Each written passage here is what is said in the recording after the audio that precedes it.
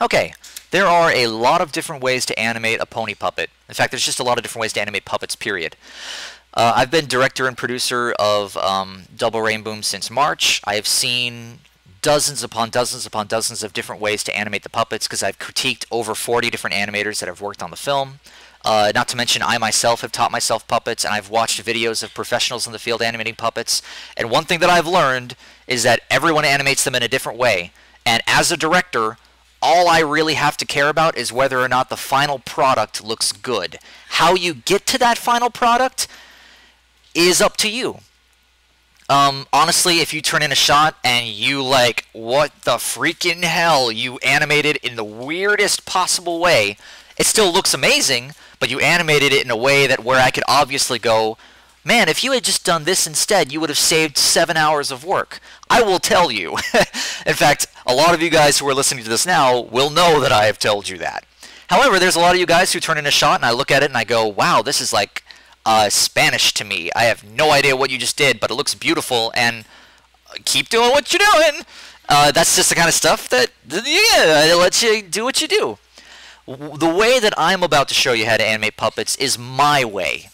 And my way is based on teaching myself from scratch, looking at videos of professionals doing it, looking at the way that you guys do it, and then kind of taking the best parts of your guys' ways that I like and incorporating them into my own.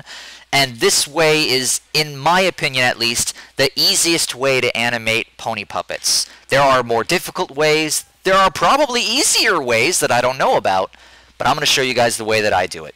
So, just like in traditional animation, we always want to pay attention to one of the most important aspects of the 12 fundamentals of animation, and that is appeal. Where is the audience looking? What is leading the action?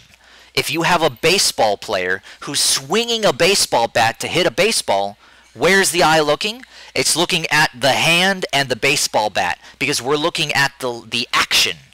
We're not really noticing the baseball player's foot or maybe his pockets. We might be noticing his shoulders a little, and we might be looking at his face because we're humans and we're just engineered to look at faces. But overall, though, in a baseball player, we're looking at his hands and we're looking at the baseball bat. With ponies, however, it's really easy. Usually, 99% of the time, the part of the body that's leading the action is their head, their faces. I mean, their faces make up a freaking third of their whole body. It's like they are nothing but a face and a body that is designed to make that face move around. That's really all they are. In fact, even their legs, which sometimes in the show they use like humans, and it's really awesome when they do that. However, most of the time, they are ponies. Their four legs are on the ground. They might have one leg raised to kind of emphasize dialogue, but we are still looking at their head. It's the head that we look at. It's the head where we notice if something's wrong. The head is everything. That is the appeal. So here's what you do. Turn off every layer. Turn on the head. Come down here to the rough animation. Turn on the rough animation. Animate the head for the entire animation. Don't even worry about the rest of the body. Who cares about the rest of the body? It's the head that the audience is looking at. So let's go ahead and make the head perfect. And after we have the head animated, then we'll go back and we'll animate the body. Or we'll animate the facial expressions that are inside of the head. Let's just focus on the head. So, let's do that. So we've got Rainbow Dash here. Bam, bam, bam. I'm going frame by frame. Looks like, she leans forward a little. Leans forward a little.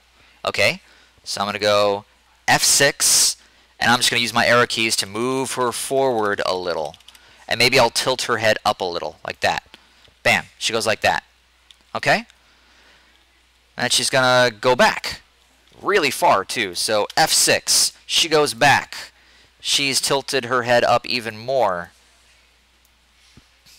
Like that. I'm matching my rough.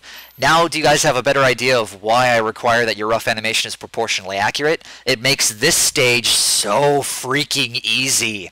If you don't have them proportionally accurate, it's really hard to animate pony puppets. Alright, so bam, bam, she goes back. She goes back a little more. She's like, oh my god, what's that pink thing flying towards me? She goes back like that. Choot, choot, choot, choot, choot. And bam, she gets hit in the face. Oh, look at that. Looks like she swaps over to a front view puppet. Okay, well, I need to make this keyframe a front view puppet. How do I do that? Well, I could double click all the way back out, go over to the front view puppet, double click all the way back in, grab the head symbol, copy it, double click all the way back out, go back to this symbol, double click back in and paste it, and then I have my front view puppet. But that sucks. Why would you do that? There's a really cool feature of Flash called Swap Symbol, and it will save your life. I'm just going to right click this symbol, and I'm going to come down here to Swap Symbol. Ba-bam. And it opens up the library. And oh my god, there's symbols everywhere. So the first thing I'm going to do is I'm going to just close all of the folders. I just want to start from page 1. Now, where would I go for a front view? Looks like there's a folder here called Rainbow Front Puppet Parts. Okay, it's probably in there. I'm going to open that up. Okay, more folders. All right.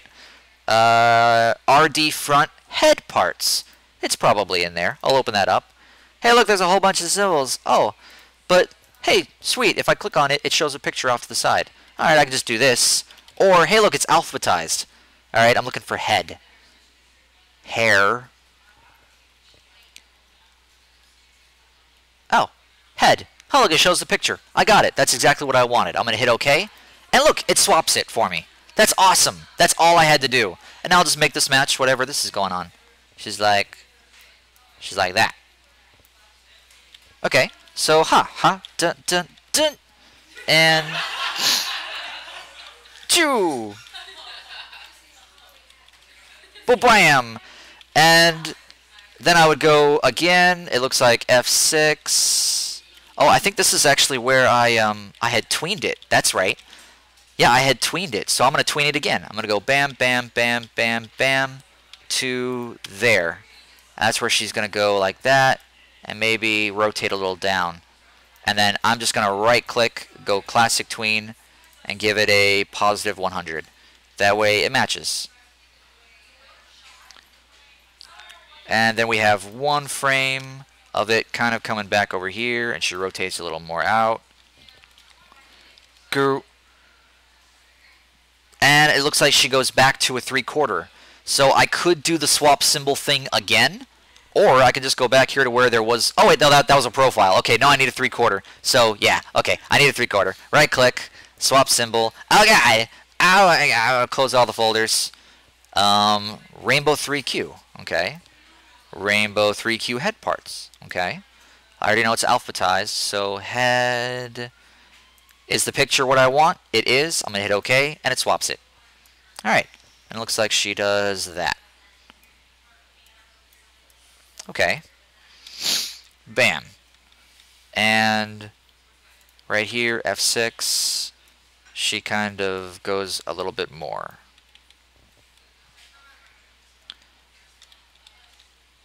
And then F6, she goes a little more. And then we are kind of running out of time. I've only got a half hour left to finish this, so I'm just going to focus on this part of the animation for now. The rest of it we'll just leave alone.